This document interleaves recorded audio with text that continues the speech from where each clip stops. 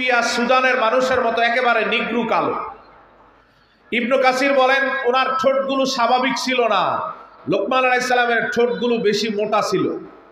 খেয়াল করবেন, খাটো, কালো, ঠোঁট মোটা, পাগুলো সরু হয়ে পায়ের পাতা একবারে বেশি ফুলা। এইরকম মানুষ দেখতে কি খুব ভালো লাগে? কথা বললেন, একদিকে কালো আরেকদিকে খাটো, কোনো একটা দিক থেকে আল্লাহর কাছ থেকে নিয়ামত পান নাই। না লম্বা নিয়ামত পেয়েছেন, না সৌন্দর্যের নিয়ামত পেয়েছেন, না আল্লাহ সুবহানাহু ওয়া তাআলা স্বাভাবিক অন্য মানুষের মতো স্ট্রাকচারাল অবয়ব রেখেছেন। সব দিক থেকে তিনি ছিলেন আলাদা। ভাঙ্গা কুড়েঘরের মধ্যে অবস্থান করতেন, অর্থনীতিতেও তেমন শক্তিশালী ছিলেন না, টাকার অভাবে দুপুরে খাবার খেতে পারতেন না অর্থনৈতিক দুর্দশার কারণে। রাখালের কাজ করতেন, 5-6 জন রাখাল একসাথে বকরি নিয়ে মাঠে যেতেন। সব রাখালরা একসাথে থাকতো, লোকমান আলাইহিস সালামকে ওনাদের সাথে থাকতে দিতেন না, আলাদা করে দিতেন। রাখালরা বসে যখন গল্প করত, লোকমান আলাইহিস সালাম গিয়ে বসলে ধুর ধুর করে তাড়িয়ে দিতেন। সমাজে যার কোনো দাম নাই, রাখাল সমাজেও যার কোনো দাম নাই, আধিপত্য নাই, অর্থ নাই, স্ট্রাকচারাল সৌন্দর্য নাই, অবয়ব নাই, আল্লাহ সুবহানাহু ওয়া তাআলা কোনো একটা দিক থেকে লোকমান আলাইহিস সালামকে কিছু দেন নাই, শুধু একটা নিয়ামত দিয়েছেন, তা হচ্ছে আল্লাহর ভালোবাসা। আরো আস্তে কোন সুবহানাল্লাহ। বুঝেন আল্লাহর ভালোবাসা লোকমানকে কোথায় নিয়ে গেছে? এইরকম স্ট্রাকচারের একজন মানুষ, যার সমাজে দাম নাই, এলাকায় দাম নাই, গ্রামে দাম নাই, কেউ তার কথায় পাত্তা দেয় না। তিনি এক জায়গায় দাঁড়িয়ে থাকেন, রাখালরা 6 জন, ওনারা খাবার খান দুপুর বেলায়, উনি দাঁড়িয়ে থাকেন আলাদা, খাবার নাই। রাখালরা বসে কথা বলে, ওনারে বসতে দেন না, ওনারে কোনো বৈঠকে এলাও করেন না। সমাজে যার কোনো দাম নাই, এলাকায় যার কোনো দাম নাই, ওই লোকটার দাম আল্লাহর কাছে সবচেয়ে বেশি। ইবনে কাসির হাদিস বর্ণনা করেন, যেই লোকমান আলাইহিস সালামকে রাখালরা তাদের মজলিসে বসতে দিত না, কেউ লোকমানকে কাছে ডাকতো না। যেই লোকমানের দাম সমাজে কারো কাছে ছিল না, হঠাৎ করে এই লোকমানের দাম এত বেড়ে গেল, দেখা গেল লোকমানের ভাঙ্গা দরজার সামনে এখন পৃথিবীর রাজা বাদশারা দাঁড়িয়ে থাকে। যেই লোকমানের সমাজের মানুষই কথা শোনে না, আজীব হয়ে গেল হঠাৎ করে, সেই লোকমানের কথা শোনার জন্য পৃথিবীর রাজা বাদশারা দাঁড়িয়ে আছে লোকমানের দরজা। তো রাখালরা সিদ্ধান্ত নিল লোকমানের কাছে গিয়ে জিজ্ঞাসা করব, কি এমন গুপ্ত আমলের কারণে আল্লাহ তোমার দাম এমন বাড়িয়ে দিয়েছে? রাখাল বন্ধুরা লোকমান আলাইহিস সালামের কাছে আসলো, লোকমান আলাইহিস সালামকে জিজ্ঞাসা করতে লাগলেন, লোকমান তুমি কি সেই লোকমান না যেই লোকমান বছরের পর বছর আমাদের সাথে বকরি চড়িয়েছ? লোকমান আলাইহিস সালাম বলেন, হ্যাঁ আমি সেই লোকমান যেই লোকমান তোমাদের সাথে বছরের পর বছর বকরি চড়াতাম। রাখালরা প্রশ্ন করে, তুমি কি সেই লোকমান না যেই লোকমান দুপুরে খাবার খেতে পারতা না? আমরা যখন খাবার খেতাম তুমি এক পাশে দাঁড়িয়ে থাকতা। লোকমান আলাইহিস সালাম বলেন, হ্যাঁ আমি সেই লোকমান। রাখাল বন্ধুরা জিজ্ঞেস করে, তুমি কি সেই লোকমান না যেই লোকমানকে আমরা আমাদের মজলিসেও বসতে দিতাম না? আমাদের মজলিসে বসলেও সেখান থেকে তোমারে তাড়িয়ে দিতাম, তুমি এক পাশে বসে নিভৃতে বসে থাকতাম, আমরা গল্প করতাম। লোকমান বলেন, হ্যাঁ আমি সেই লোকমান যেই লোকমানকে তোমরা মজলিসেও বসতে দিতা না। রাখাল বন্ধুরা বলে, তাহলে বলো কিভাবে তোমার দাম এমন বেড়ে গেল? যেই লোকমানের দাম কারো কাছেই নাই, আজকে সেই লোকমানের কথা শোনার জন্য পৃথিবীর দামি মানুষরা দাঁড়িয়ে থাকে। লোকমান আলাইহিস সালাম বলেন, 5টা কাজের কারণে আমার দাম এমন বেড়ে গেছে। পৃথিবীর যেই মানুষই 5টা কাজ করবে, একটু একটু করে আল্লাহ তার দামকে বাড়িয়ে দিবে। কয়টা কাজ? সবাই এই পিছনের ভাইরা একটু অনুগ্রহ করে সামনের দিকে চলে আসেন। নবীজি এভাবে ফাঁকা রেখে ইলমের মজলিসে বসতে নিষেধ করেছেন। ইলমের মজলিসে ফাঁকা রাখলে ফাঁকা জায়গায় শয়তান আসে। আমরা যে কয়জন আল্লাহ কবুল করেন এই কয়জন, কোনো আক্ষেপ নাই, আসেন। পিছনে যারা 3 জন বসে আছেন একটু সামনে আসেন, সামনের দিকে পূরণ করে বসেন, রহমত বেশি অবারিত ধারায় নাম। তো লোকমান আলাইহিস সালাম বলেন, আমি 5টা কাজের অনুশীলন ঠিক মতো করার কারণে আমার দাম বেশি। এই 5টা কাজ যেই ঠিকভাবে আমল করবে, সে যেমনই হোক, সে যত নিম্ন শ্রেণীর হোক, সমাজের রিক্সা চালক হোক, কুলি হোক, শ্রমিক হোক, দিনমজুর হোক, সে 5টা কাজকে গুরুত্ব দিলে আল্লাহর কাছে তার দাম অটোমেটিক বেড়ে যাবে। সুবহানাল্লাহ। কয়টা কাজ? এই কাজ 5টা কাজ আমরা মনোযোগের সাথে শুনবো, এই নিয়তে এখন থেকে যাতে 5টা কাজ একটু একটু করে অনুশীলন করে আল্লাহর কাছে দাম বাড়াতে পারি, বলে না আমি। ইবনে কাসির হাদিস বর্ণনা করেন, লোকমান আলাইহিস সালাম 1 নাম্বার বলেন, গদ্দি বাসারি, আমারে যেই দুইটা চোখের নিয়ামত দিয়েছেন ওই দুইটা চোখের আমানত আমি যথাযথ রক্ষা করি। এই চোখ দিয়ে কোনো বেগানা নারীর দিকে তাকাই না, কোনো অশ্লীল দৃশ্য দেখি না, এই চোখ দিয়ে কোনো নর্তকীর নাচ দেখি না, কোনো সিনেমা থিয়েটার দেখি না। এই চোখ দিয়ে আল্লাহর আনুগত্যের কাজ করার কারণে একটু একটু করে আমার দাম বেড়ে গেল। এক নাম্বার কি আমাদের আছে না নাই? আমরা কি করি? যতটুকু ভালো কাজ করি চোখ দিয়ে তার থেকে কয়েক গুণ বেশি খারাপ কাজ করি, ঠিক না? 10 মিনিট কোরআনুল কারিমের দিকে তাকিয়ে থাকলে আর ধৈর্য রাখতে পারি না, কখন কোরআন বন্ধ করব। 20 মিনিট কোরআন পড়লে এই মানুষটারে আর আটকে রাখা যায় না, বিরক্ত হয়ে যায়। এই মানুষটাই চোখ দিয়ে টানা 3-4 ঘন্টা সিনেমার দিকে তাকিয়ে থাকে, তার কোনো বিরক্তি নাই।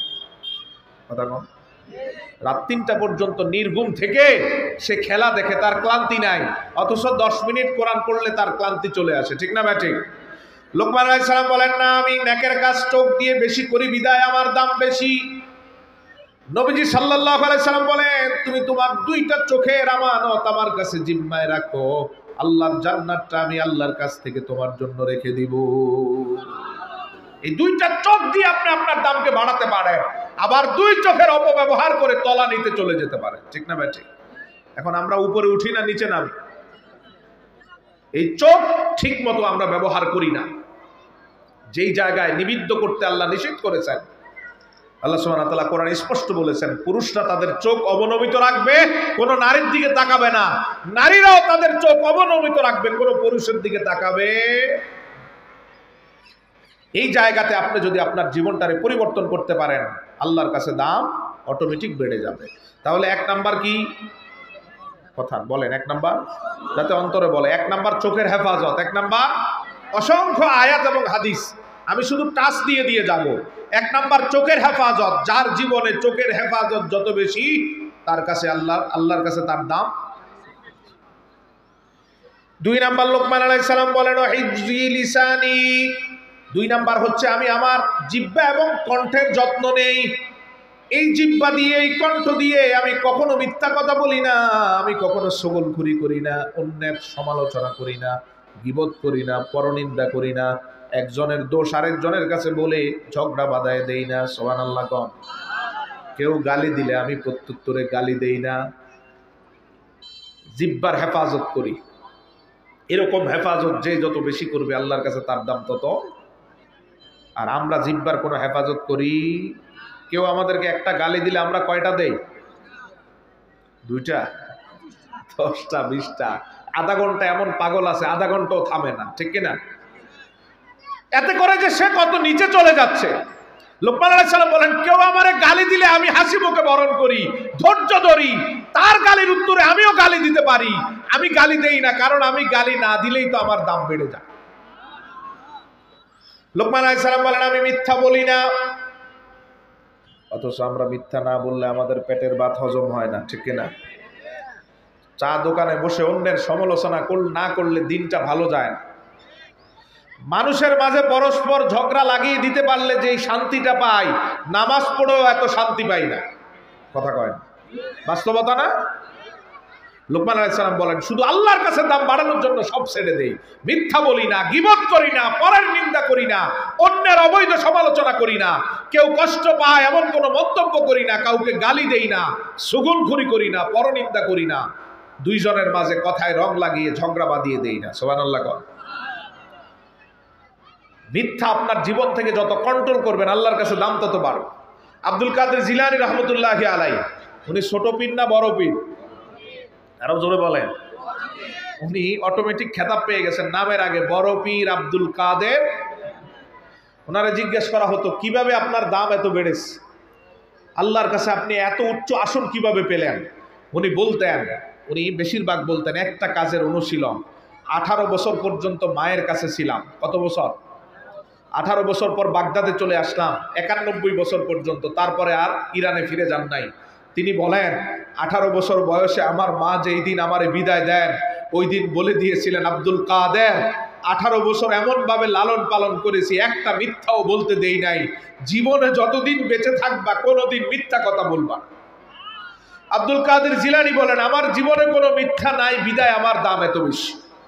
সুবহানাল্লাহ, জোরে কম। 18 বছর বয়সে আমার মা যেই দিন আমারে বিদায় দেন, ওই দিন বলে দিয়েছিলেন, আব্দুল কাদের 18 বছর এমনভাবে লালন পালন করেছি, একটা মিথ্যাও বলতে দেই নাই। জীবনে যতদিন বেঁচে থাকবা কোনোদিন মিথ্যা কথা বলবা। আব্দুল কাদের জিলানী বলেন, আমার জীবনে কোনো মিথ্যা নাই, বিদায় আমার দাম এত বেশি। তাহলে আপনি আপনার দামকে উপরে উঠাতে পারেন, আবার নিচেও নামাতে পারেন। লোকমান আলাইহিস সালাম বলেন, আল্লাহ খুশি হবেন, আমার দাম বাড়াবেন, আল্লাহর ওলি হিসাবে কবুল করবেন। এজন্য আমি আমার জীবনে কোনো মিথ্যা কথা বলি, মিথ্যা বলবো না, ছাড়বো। কথা কম, বললে নামবে নিচের দিকে, আর ছাড়লে আল্লাহ উপরের দিকে উঠাবে। দুনিয়া আখিরাতে তার আর কোনো চিন্তা থাকবে। 3 নাম্বার, লোকমান আলাইহিস সালাম বলেন, ইফাতু তুমাতি, খাবারের ব্যাপারে আমি খুব সচেষ্ট থাকি, সচেতন থাকি। হালাল খাবার খাই, হারাম খাবার বর্জন করি। কোনো হারাম খাবার আমি আমার মুখে দেই না। প্রয়োজনে 2 দিন না খেয়ে থাকি, তবু হালাল খাই। সুবহানাল্লাহ। আর আমরা হালালও খাই, হারামও খাই, ঠিক কিনা? ভালোটাও খাই, মন্দটাও খাই, স্বাভাবিক উপার্জনেরটাও খাই, ব্যাংকেরটাও খাই। কথা কয় না? খান না?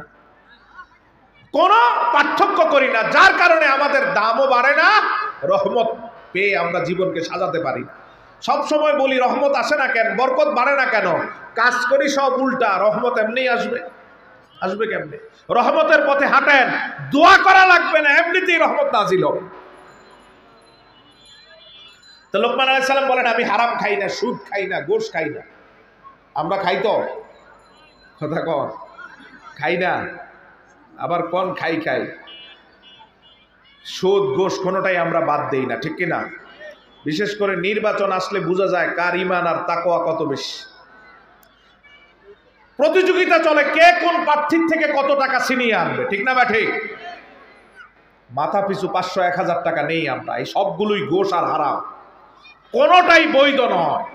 বিবেকটাকে আল্লাহ আমানত স্বরূপ রেখেছেন, সেই বিবেকের ফয়সালা দিতে গিয়ে কারো কাছ থেকে টাকা নিতে হলে তার মানে আপনার বিবেকটা পচে গেছে। কথা বলেন, বিবেকের রায় দিবেন, ভোট দিবেন, তার জন্য যদি কারো কাছ থেকে নাস্তা করা লাগে, টাকা নেওয়া লাগে, প্রতিদিন চাঁদা দেওয়া লাগে, আগের রাত যেটাকে কি রাত বলে, চাঁদ রাত, ওই চাঁদ রাতে যদি মাথা পিছু 1000 টাকা করে নেওয়া লাগে, তার মানে আপনার বিবেক আর সুস্থ নাই, বিবেক অসুস্থ হয়ে গেছে, ঠিক না বাটে? আল্লাহ আমাদেরকে এই হারাম থেকে বাঁচিয়ে রাখুন, বলেন আমিন।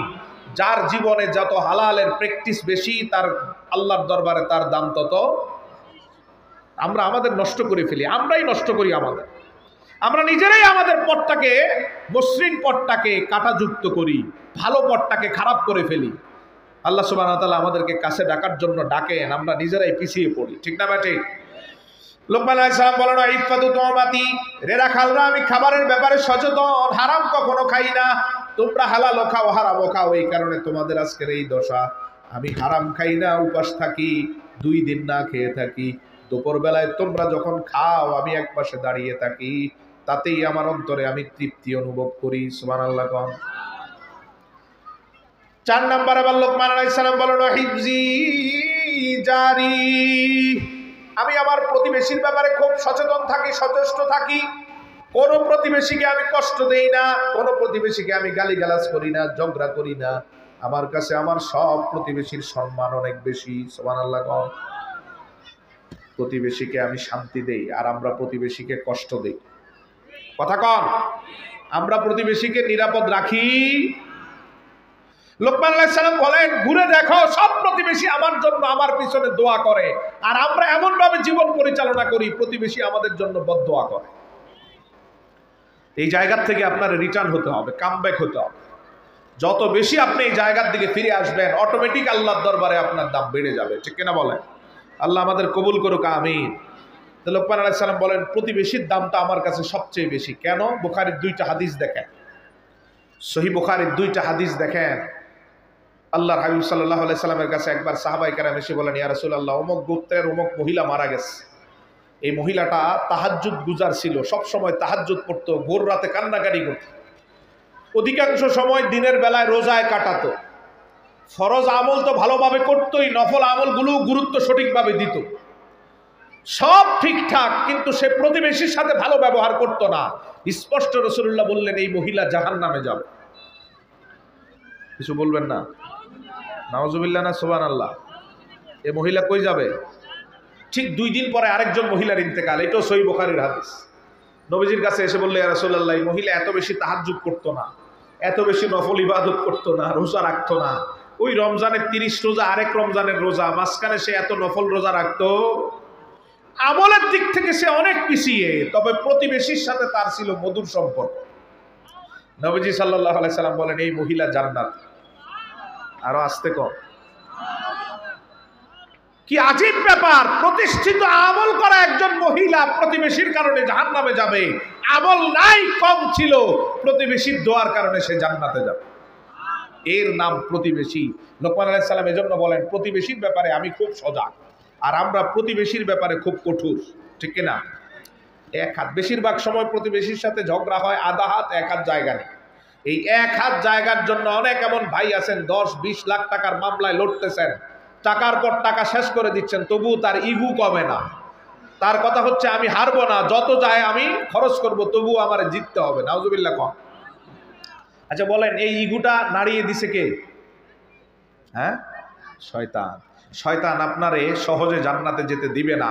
এজন্য আপনি সব জায়গায় ঠকলেও আপনার আপত্তি নাই, প্রতিবেশীর সাথে আপনার সব আপত্তি, এখানে ঠকবো না, জিততেই হবে, যত যায় যাবে, যত লাখ টাকা খরচ হয় করব, তবুও জিতবো। এই মানসিকতাটা আপনারে শয়তান জাগিয়ে দিচ্ছে। বরং এই জায়গায় এক হাত ছেড়ে দিলে আপনার সম্মানটা আল্লাহর কাছে জান্নাতে বেড়ে যাবে।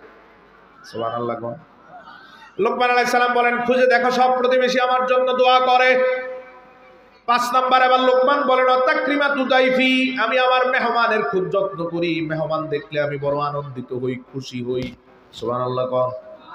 আর আমরা মেহমান দেখলে, কথা কোন না, মেহমান দেখলে, লোকমান আলাইহিস সালাম বলেন মেহমান দেখলে আমি প্রফুল্ল চিত্তে হাসি দেই, আমি আমার এই আনন্দটা ধরে রাখি, আপ্যায়ন করি, সেবা করি, যত্ন করি। আমরা মেহমান দেখলে স্বাভাবিক কৃত্রিম হাসি দিলেও পিছনে গিয়ে বলি আসছে তো আমার সর্বনাশ করতে, ঠিক কিনা? মেহমান দেখলে আমরা বিরক্ত হই, মনে করি অনেক টাকার খেলা, খরচ হবে তো অনেক টাকা। কিন্তু এই জায়গাটা এত সফট একটা জায়গা, এই জায়গাতে আপনার পারফরম্যান্স যত ভালো হবে আল্লাহর কাছে আপনার দাম তত। লোকমান আলাইহিস সালাম বলে এবার দেখেন লোকমান কেমন ছিলেন মেহমানের ব্যাপারে। তিনি বলেন মেহমানের পরম যত্ন নেই, মেহমানের আদর আপ্যায়নে কোনো ত্রুটি রাখি না, আমার সাধ্য অনুযায়ী আমি মেহমানদারি করি। অনেক দিন এমন হয় একটা রুটি 2 জনে ভাগ করে খাই, তবুও আমি মেহমান পেলে শান্তি পাই। সুবহানাল্লাহ। লোকমান আলাইহিস সালাম বলেন যখন দেখি 5 দিন চলে গেল একটা মেহমানও আমার ঘরে আসে নাই, এমন যখন হয় 5 দিন অতিবাহিত হলো একটা মেহমানও আসে নাই, আমি এবার আল্লাহর কাছে দোয়া করি রব্বুল আলামিন 5 দিন চলে গেল কোনো মেহমানের দেখা পেলাম না, তুমি দয়া করে একজন মেহমান আমার ঘরে দিয়ে আমার দামটা তোমার দরবারে বাড়িয়ে না। এখানে এমন একজনও কি আছেন মেহমান ঘরে আসুক এইরকম দোয়া কখনো করছেন? হ্যাঁ, আল্লাহরে বলছেন মুনাজাতে আল্লাহ একটা 2টা মেহমান আমার ঘরে পাঠাও, এরকম কে আছেন? বরং এমন অনেকে আছেন মেহমান 1 দিনের বেশি 2 দিন থাকলে দোয়া করি আল্লাহ আপদটারে বিদায় কর, বলে কি না আল্লাহ মুসিবতটারে দূরে সরা, এরে দ্রুত বিদায় করো। নাউজুবিল্লাহ কম। জায়গাটা, প্রত্যেকটা জায়গা যেখানে দেখবেন আপনার দাম বাড়ার সম্ভাবনা আছে সেই জায়গায় শয়তানের হামলা বেশি, খুব সাবধান থাকতে হবে। এই জায়গাগুলোতে যত বেশি নার্সিং করব, যত বেশি সচেতন হব, ততই আমাদের দাম।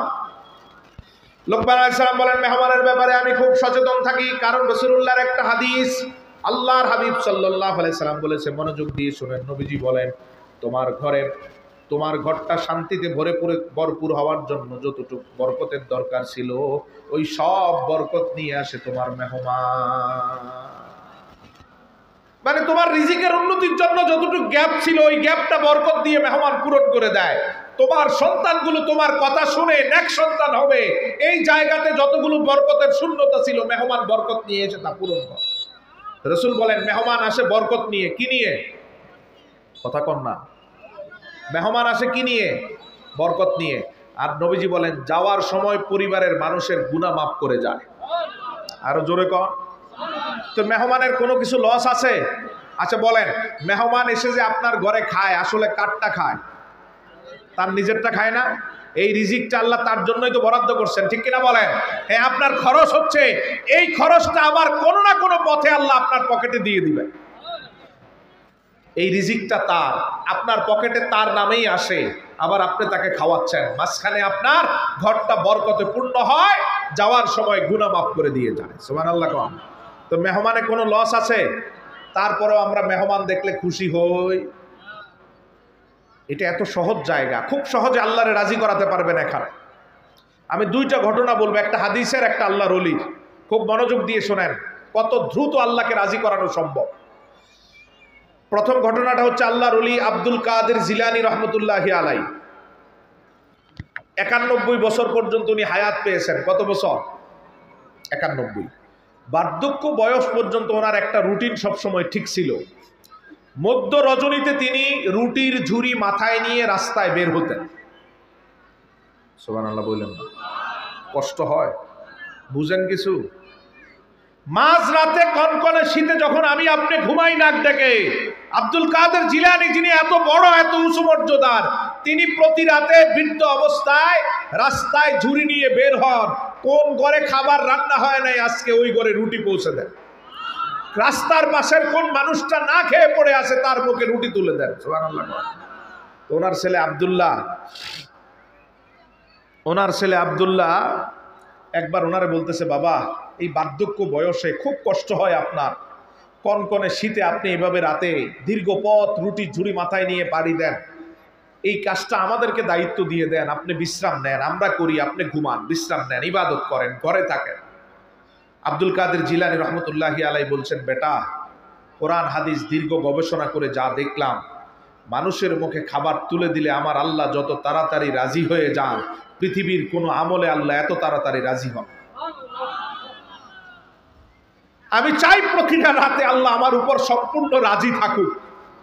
এজন্য আমি প্রতি রাতে কষ্ট হলো রুটির ঝুড়ি নিয়ে সেই শুরু থেকে, আমি বুঝ বয়স থেকে শুরু করে এখন পর্যন্ত রুটির ঝুড়ি নিয়ে আমি রাস্তায় ঘুরি। সুবহানাল্লাহ, জোরে কোন। আবার দেখেন আব্দুল কাদের জিলানী রহমতুল্লাহি আলাই ইরাকের বাগদাদে পড়াশোনা করতেন। মাঝে মাঝে এমন সময় যেত, তিনি নিজে বলেছেন, ইবনু হাজার আসকালানী গিবতাতুন নাজিরে বর্ণনা করেছেন, বুখারীর সবচেয়ে চমকপ্রদ ব্যাখ্যা গ্রন্থ যিনি করেছেন, অথেন্টিক সূত্রে তিনি বর্ণনা করেছেন যে মাঝে মাঝে আব্দুল কাদের জিলানী 3-4 দিন খাবার থাকতো না। তখন দজলার তীরে নদীর ওই পাশ থেকে সবজি যেগুলো অর্ধেক নষ্ট বা কিছুটা নষ্ট সবজি বিক্রেতারা ফেলে দিত, এগুলো নদীতে ভাসতে ভাসতে এই পারে আসতো। আব্দুল কাদের জিলানী ওনার বন্ধুদেরকে নিয়ে যতটুক ভালো ছিল অতটুক খেয়ে জীবনযাপন করতেন। কথা বুঝছেন কি না? সবজি বিক্রেতারা অনেক সবজি ফেলে দেয় না, অর্ধেক নষ্ট হয়ে গেছে, ওই অর্ধেকটা কেটে ফেলে বাকি যতটুক থাকতো অতটুক আমরা কয়েকজন ছাত্র মিলে খেয়ে জীবনযাপন করতাম। তো একবার 7 দিন বা 8 দিন চলে গেল, কোনো অর্থকরী নাই, টাকা পয়সা নাই। ওনার মা ইরান থেকে কিছু দিনার পাঠিয়েছেন একজনকে দিয়ে। দিনার, কথা বুঝতেছেন তো? দিনার পাঠিয়েছেন একজনকে নিয়ে। তিনি অনেক খোঁজ করে আব্দুল কাদের জিলানীকে পেয়েছেন।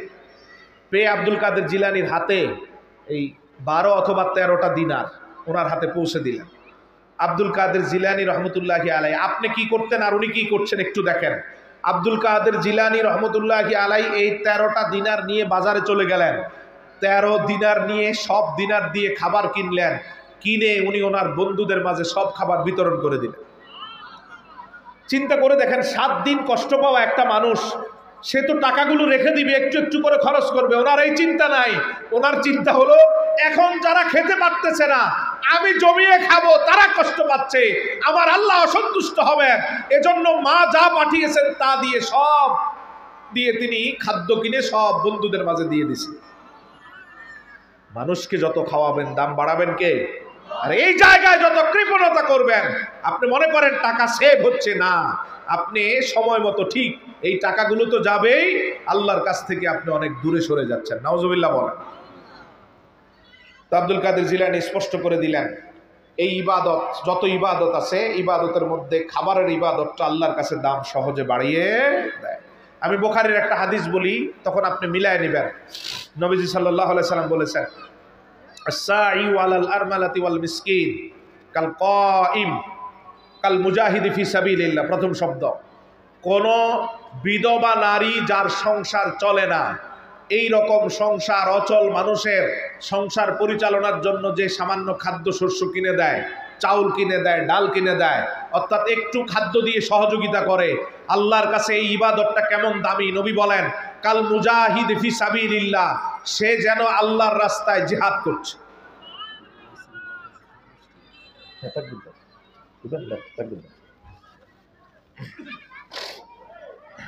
নারে তাকবীর, আল্লাহু আকবার, নারে রিসালাত, ইয়া রাসূলুল্লাহ। মুফতি হাবিবুল্লাহ সাহেবের আগমন, শুভেচ্ছার স্বাগতম। ইহসানুল্লাহ আব্বাসী সাহেবের আগমন। আলহামদুলিল্লাহ, আজকের তাফসীরুল কোরআন মাহফিলের আমাদের জনপুরা হযরত পীর সাহেব হুজুর কেবলার স্নেহের বড় ভাইজান আমাদের মাঝে উপস্থিত হয়েছেন। হযরত মাওলানা মুফতি সৈয়দ মুহাম্মদ ইহসানুল্লাহ আব্বাসী সিদ্দিকী জনপুরি খতিব ধারবরা ঈদগাহ মাঠ আমাদের মাঝে উপস্থিত হয়েছেন। যারা এদিক সেদিক ঘোরাফেরা করছেন, মেহরবানি করে দৃষ্টি আকর্ষণ করে বলছি আপনাদের প্যান্ডেলের মাঝে সে বসে যান। সবাই বলি আলহামদুলিল্লাহ, আবার বলি আলহামদুলিল্লাহ। আমার ভাইয়েরা যারা এদিক সেদিক ঘোরাফেরা করছেন, আদবের সাথে বসে যান। আমাদের মাঝে তাশরিফ এনেছেন হযরত মাওলানা সৈয়দ মুফতি মোহাম্মদ ইহসানুল্লাহ আব্বাসী ওয়া সিদ্দিকী জনপুরি সাহেব। আল্লাহ হুজুরের হায়াতে, আল্লাহ হুজুরের খেদমতে বরকত নসিব করুন, বলেন আমিন। অতএব হুজুর খুব শীঘ্রই চলে আসবেন, আপনারা একটু দ্রুত যারা এদিক সেদিক ঘোরাফেরা করছেন তারপরেই তাশরিফ আনবেন। এ যুগের অন্যতম সিফা সালার ওলামায়ে কেরামের রাহবার, দ্বীন ও মাযহাব মিল্লাতের জন্য যিনি সবসময় অক্লান্ত পরিশ্রম করে যাচ্ছেন, ডক্টর মুফতি সৈয়দ ইনায়েতুল্লাহ আব্বাসী ওয়া সিদ্দিকী পীর সাহেব জনপুরি। আল্লাহ হুজুরকে সহি সালামতে নিরাপদে আসার তৌফিক দান করুক, আমিন। তা হাজিরিন, তা আমরা দেখলাম যে মানুষকে যত বেশি খাওয়ায় তার দাম আল্লাহর কাছে তত।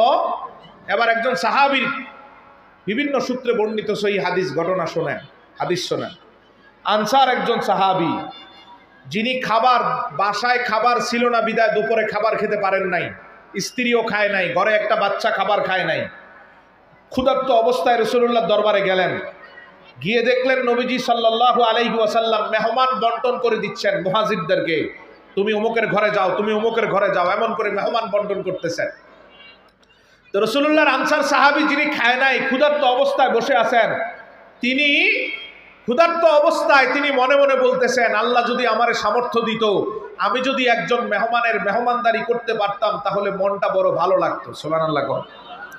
ঘরে খাবার নাই, খেয়ে আসে নাই, স্ত্রীও খায় নাই, কিন্তু মনে মেহমানদারির ব্যাপারে কোনো একটু কমতি। তো নবীজি শেষ পর্যায়ে আল্লাহর কি রহমত, নবীজি শেষ মেহমানটা ওনার হাতে দিয়ে বললেন, যাও তুমি ওনারে মেহমানদারি করো। উনি ফিরে যাচ্ছেন, বাসায় যাওয়ার সময় চিন্তা করতেছেন, আরে বাসায় তো কিছু নাই, আমি তো শিওর জানি, আসার সময় দেখলাম কিছু নাই। মেহমান দিছেন আল্লাহর হাবিব সাল্লাল্লাহু আলাইহি সাল্লাম, নিয়ে গেলেন। স্ত্রীর কাছে গিয়ে জিজ্ঞেস করলেন, প্রথমে বললেন, স্ত্রী, আল্লাহ আমাদের ভালো চায় বিদায় ঘরে একজন মেহমান পাঠিয়েছেন। সুবহানাল্লাহ, আসতে কর। ঘরে খাবার আছে, বাচ্চার খাবার আছে, এমন অবস্থায় যদি আমরা একজন মেহমান নিয়ে ঘরে আসি, কোন তো অবস্থা কি হবে? দুপুরে স্ত্রী খায় নাই, আমিও খাই নাই, রাতের খাবারের মিল নাই, বাচ্চার খাবার নাই, এমন অবস্থায় মেহমান আসলে অবস্থা কি হবে?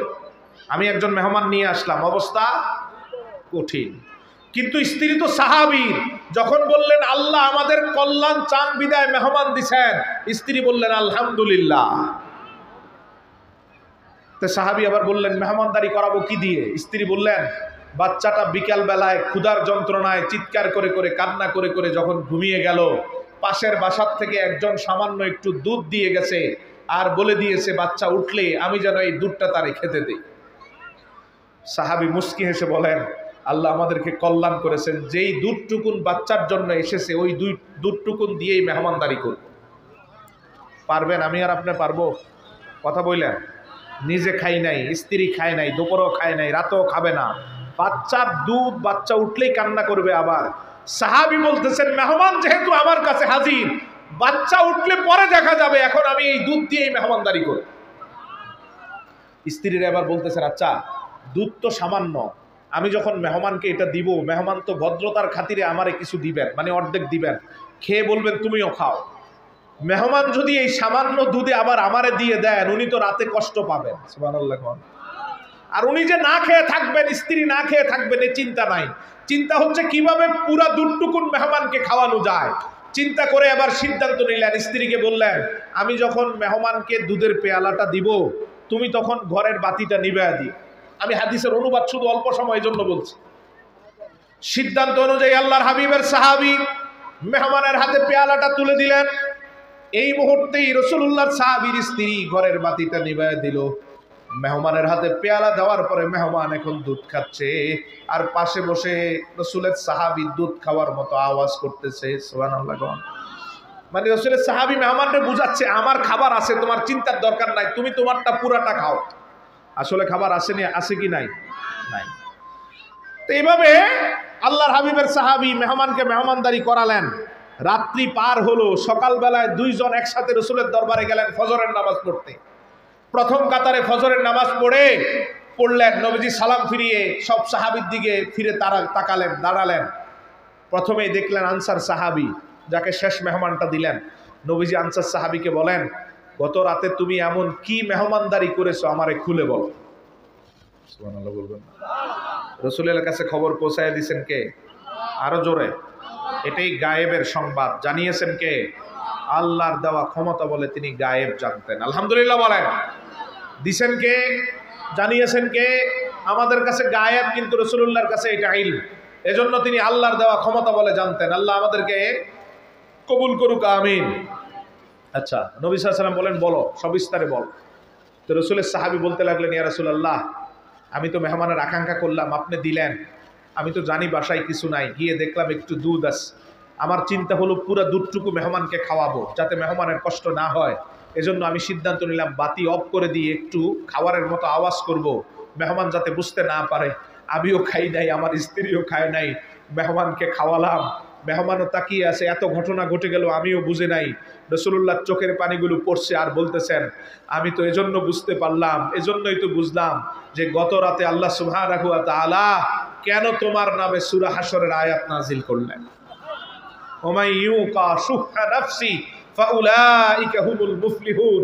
আল্লাহ সুবহানাহু ওয়া তাআলা ঘোষণা দিলেন, হাবিব, ওয়ালাউ কানা বিহিম খাসাসা, সে নিজে ক্ষুধার্ত, খাবারের চিন্তা নাই, স্ত্রী ক্ষুধার্ত, খাবার চায় নাই, সন্তানের খাবারটুকু মেহমানের মুখে তুলে দিয়ে মেহমানকে সম্মান করলো। আমি আল্লাহ তাদেরকে সফল কাম বানালাম এবং জান্নাতে প্রথম কাতারে তাদের মেহমানদারি করাবো। আইটেম ছিল কয়টা? কথা কম। আইটেম কয়টা? এক আইটেম দিয়ে তিনি আল্লাহর কাছে এত দামি হয়ে গেলেন, ঠিক না ব্যাটে? এজন্য যার মুখে যত বেশি খাবার তুলে দিবেন আল্লাহর জন্য, যেই খাবারের আয়োজনগুলো করবেন, তার কারণে আপনার পূর্বপুরুষের গুনাহ যেমন মাফ হবে, আপনার মর্যাদাও আল্লাহর দরবারে বেড়ে যাবে। আলহামদুলিল্লাহ। কম।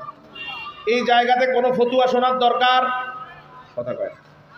খাবার আয়োজন করব, মানুষকে খাওয়াবো, কোনো ফতুয়া শোনার দরকার? এখন ফতুয়া আছে, আপনারে বাধাগ্রস্ত করতে চায়, আপনি মানুষকে খাইয়ে কিছু নেকি নিবেন, শয়তানের তো এটা সহ্য হয় না, ঠিক না ভাই? ঠিক।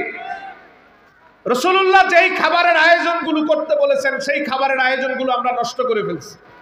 যেমন নবীজি বলছেন, আউলি মলাউ বিশাপ, বিবাহের পরে ছেলেদেরকে বলতেছেন, তুমি তোমার বাড়িতে একটা বকরি দিয়ে হলো অলিমার অনুষ্ঠান করো। কিসের অনুষ্ঠান? কথা কর না। অলিমা। এটা মেয়ের বাড়িতে না ছেলের বাড়িতে? ছেলের বাড়িতে অলিমার অনুষ্ঠান করো। কেন?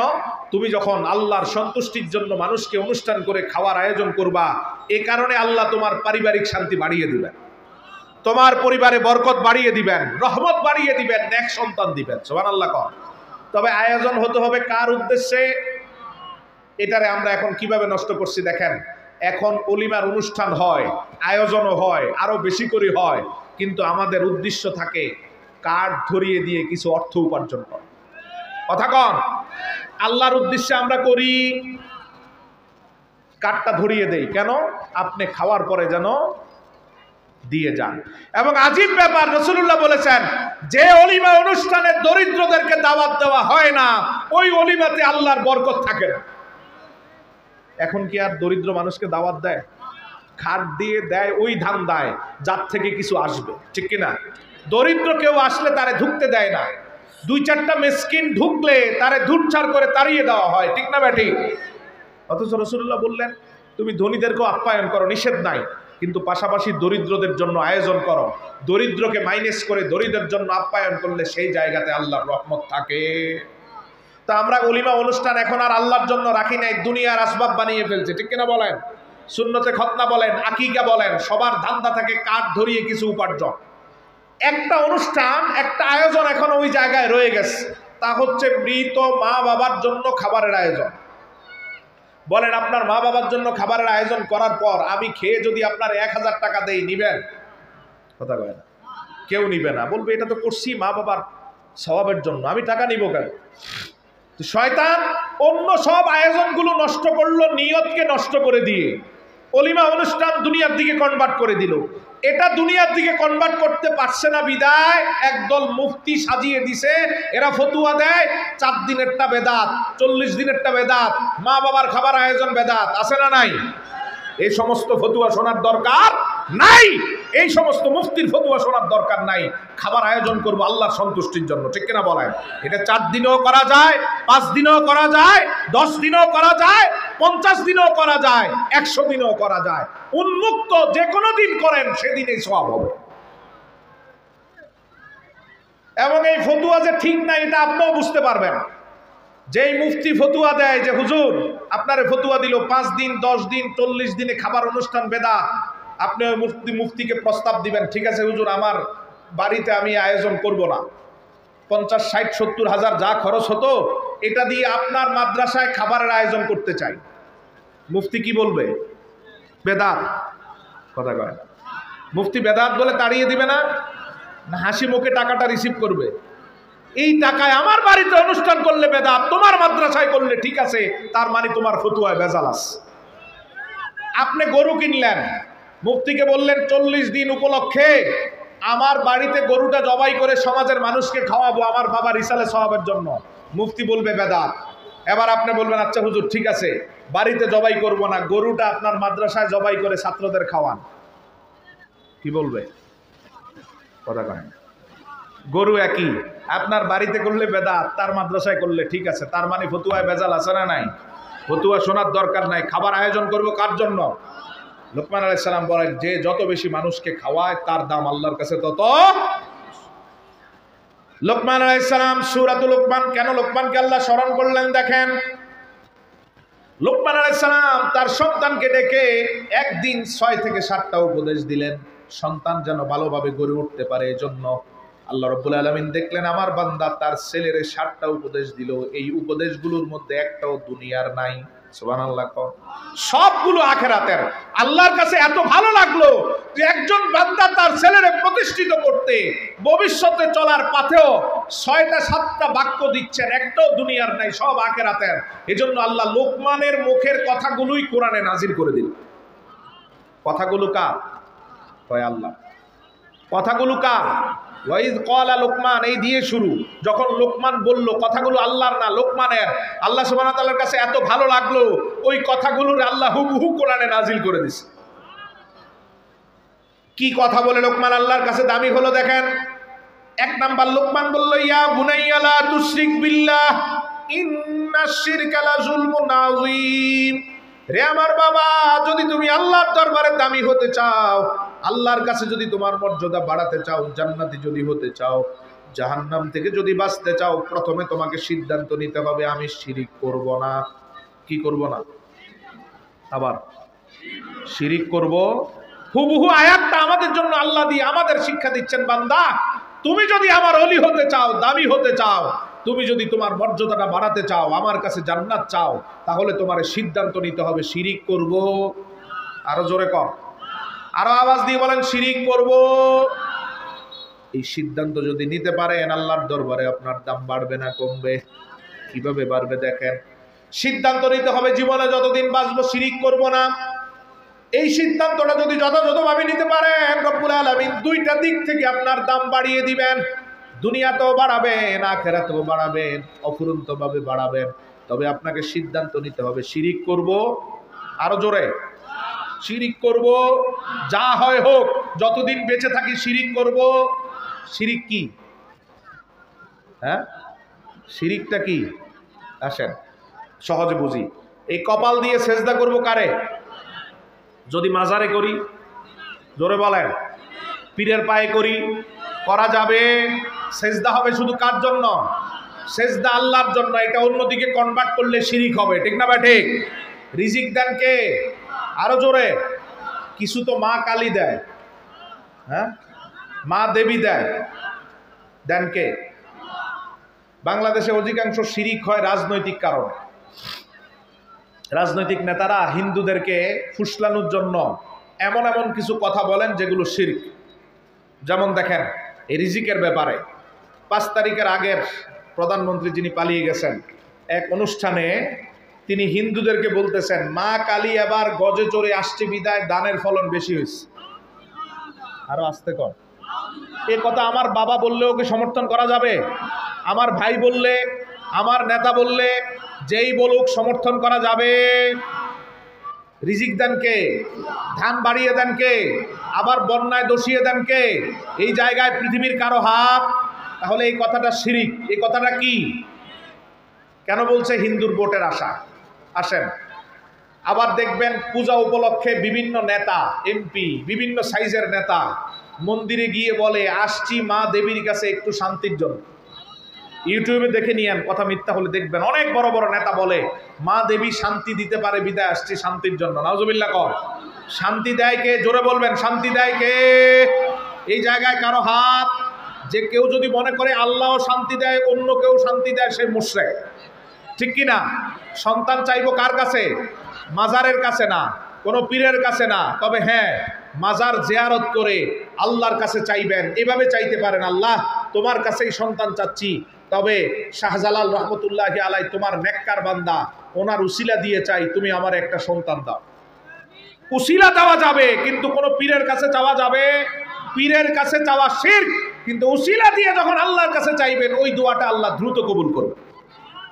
তাহলে কার কাছে চাইবো? আসেন, এবার আসেন, খুব মনোযোগ। আমার কথা হচ্ছে শিরিক যেই করুক, আমার বাবা করলো সার নাই, ঠিক কিনা? দাড়ি সারা মানুষ করলো সার নাই, দাড়িওয়ালা করলো, হুজুর করলো সার নাই, পীর করলো। এবার দেখলাম গণেশ উল্টে গেল, এখন দেখি শিরিক করে দাড়িওয়ালারা। এবারের পূজায় দেখলাম মূর্তি পাহারা দেয় দাড়িওয়ালা কিছু হুজুর। কথা কয় না? দেখেন নাই মাজারে সেজদা দেওয়া যেমন শিরক, পীরের পায়ে সেজদা দেওয়া যেমন শিরক, পীরের কাছে চাওয়া যেমন শিরক, মূর্তি পাহারা দেওয়া ঠিক তেমন শিরক। মুসলমানের নাম, মুসলমানের কাজ মূর্তি পাহারা দেওয়া না, ঠিক কিনা বলেন? ইব্রাহিম আলাইহিস সালাম তো মূর্তি পাহারা দিয়েছেন, কি করছেন? তো তুমি কোন লজ্জায় মূর্তি পাহারা দাও, আবার নিজের ঈমানদার দাবি করো? তওবা যতক্ষণ না করবে তার স্থান ঈমানের কাতারে নাই, ঠিক কিনা বলেন? শিরিক করা যাবে? এটা দাড়িওয়ালারা করলো শিরক, দাড়ি ছাড়া লোকেরা করলো শিরক, পীরে করলো শিরক, মন্ত্রী এমপি করলো শিরক। শিরকের ব্যাপারে জিরো টলারেন্স থাকতে হবে, ঠিক কিনা বলেন? আরেক সাদা দাড়িওয়ালা ব্যক্তিরে দেখলাম গিয়ে গীতা পাঠ করে। যেই কাজ ঠাকুরের সেই কাজ করে সেই, এটা শিরক। এটা কি? কথা বলেন না, ভয় পান? এটা কি? এটা কোনো দাড়ি ছাড়া লোক করলো শিরিক, দাড়িওয়ালা করলো শিরিক। করা যাবে? ওই ওরা করতো যেই ধান্দায়, এখন একই ধান্দায়। আসেন না, নিয়ে আসেন, আসলে শেষ করে দেব। আগে যেমন হিন্দুর ভোটের ধান্দার ক্ষমতার ধান্দায় শিরিক হতো, এখনো ব্যক্তি পাল্টেছে কিন্তু শিরিক পাল্টে নাই, ঠিক কিনা বলেন? শিরিক করা যাবে? যা হয় হোক, শিরিক থেকে যখন আপনি ফিরে আসবেন আল্লাহ সুবহানাহু ওয়া তাআলা আপনার দুইটা নিয়ামত দিবেন। কয়টা? একটা আখিরাতের আর একটা দুনিয়া। আমি দুইটা বলেই শেষ করছি। আখিরাতেরটা কি দেখেন, মেরাজ রাতে আল্লাহর হাবিবকে আল্লাহ 3টা হাদিয়া দিলেন। কয়টা? 1 নাম্বার হাদিয়া, হাবিব আপনার উম্মত নামাজ পড়বে 5 ওয়াক্ত, তাদেরকে আমি সওয়াব দিব 50 ওয়াক্ত। আরো জোরে, নামাজ পড়বো কয় ওয়াক্ত? সওয়াব দিবেন। 2 নাম্বার হাদিয়া, আল্লাহর হাবিব বলেন আমারে আল্লাহ দিলেন হাবিব আপনার উম্মতের সেফটির জন্য, নিরাপত্তার জন্য, সুস্থতার জন্য, আপনার উম্মতের ঘরে বরকত বাড়ানোর জন্য দিচ্ছি 2টা আয়াত। কেউ যদি প্রতি রাতে এই 2টা আয়াত তেলাওয়াত করে আমার আল্লাহ নিজেই তার জন্য যথেষ্ট হয়ে যায়। কয়টা আয়াত? সূরা বাকারার শেষ 2 আয়াত, এটাও হাদিয়া। 3 নাম্বার হাদিয়া, আল্লাহ বলছেন হাবিব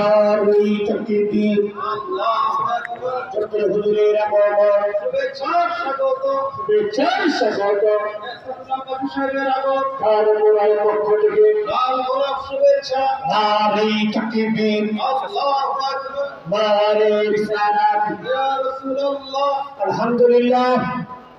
আজকের এই তাফসীরুল কুরআন নুরানি বরকতুল্লাহ মাহফিলের আমাদের সম্মানিত মেহমান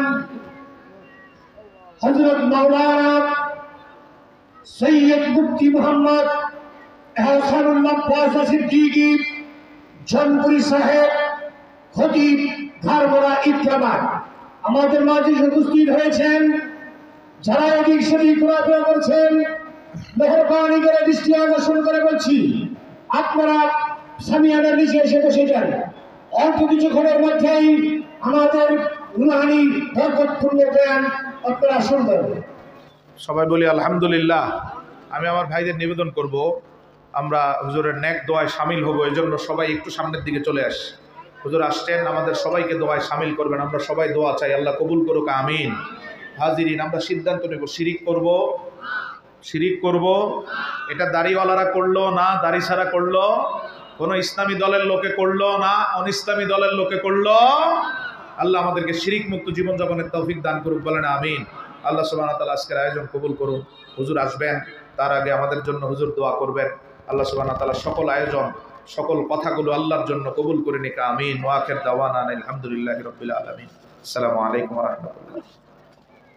হাদিসটা বলা আলহামদুলিল্লাহ। হাদিস চলার সময় স্লোগান, হাদিস চলার সময় স্লোগান দিতে নাই। আলহামদুলিল্লাহ,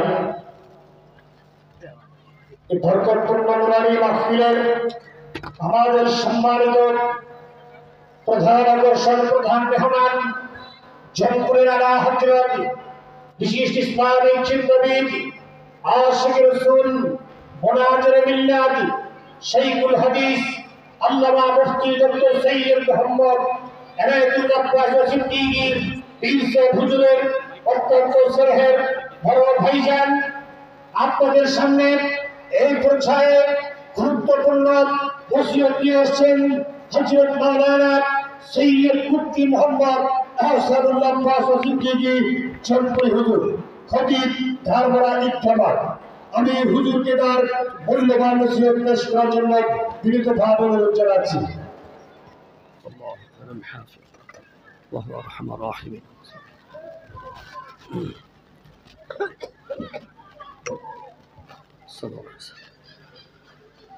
إن الحمد لله نحمده ونستعينه ونستغفره ونؤمن به ونتوكل عليه ونعوذ بالله من شرور أنفسنا ومن سيئات أعمالنا.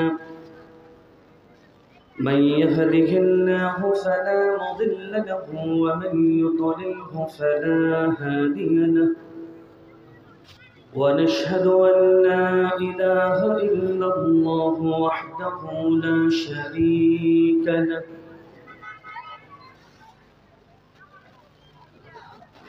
ونشهد أن سيدنا ونبينا وشفيعنا وحبيبنا ومولانا محمدا عبد الله ورسوله الذي أرسله بالحق بشيرا ونذيرا وداعيا إلى الله بإذنه وسراجا منيرا. فقد قال الله تعالى في كلامه المجيد والفرقانه الحميد: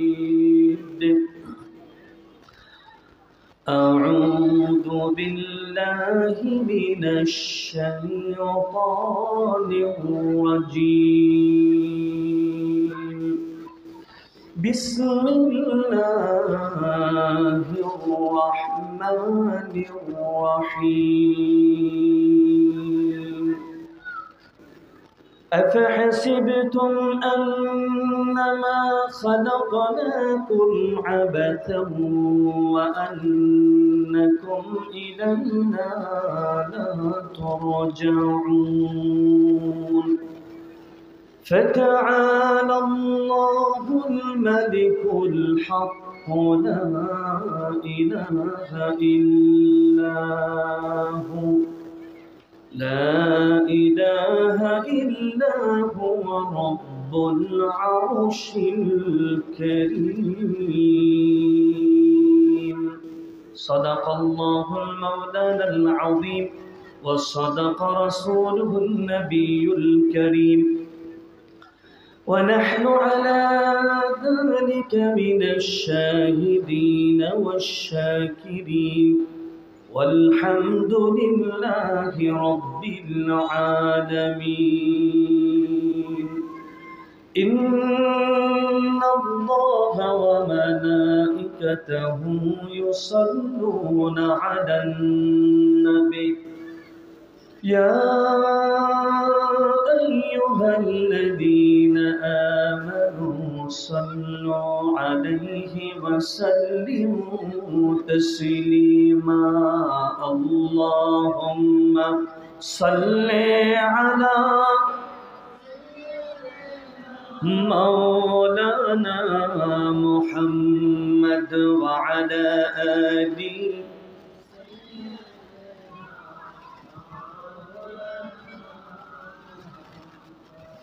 আপনাদেরকে দরুদ পড়তে কষ্ট হয় তো কোনো অনুভূতি তো দেখতে পাচ্ছি না আপনাদের মাঝে। মনে রাখবেন হাদিসে পাকে এসছে নবীজির উম্মত যখনই নবীজি সাল্লাল্লাহু আলাইহি ওয়াসাল্লামের জন্য দরুদ ও সালামের হাদিয়া প্রেরণ করে সাথে সাথে একদল ফেরেশতা ওই ব্যক্তি এবং তার পিতার নাম সহ নবীজির কদমে উপস্থিত করে। অন্য রিওয়ায়াতে এসছে নবীজি তার নিজ কানে শুনেন তার উম্মত পৃথিবীর যে কোনো প্রান্ত থেকে দরুদ ও সালামের হাদিয়া প্রেরণ করে। দরুদ তো আমাদের সেই অনুভূতি সেই টেন্ডেন্সি নিয়ে পড়তে হবে, যে মুহূর্ত দরুদ সালাম পাঠ করছি ওই মুহূর্তে নবী পাচ্ছেন। তো সে ইশক মোহব্বত নিয়ে কি পারবো? আল্লাহুম্মা সাল্লি আলা مولانا محمد وعلى آله مولانا محمد جہاں روضہ پاک خیر الورى ہے، جہاں روضہ پاک خیر الورى ہے، وہ جنت نہیں ہے تو پھر اور کیا ہے؟ اللہم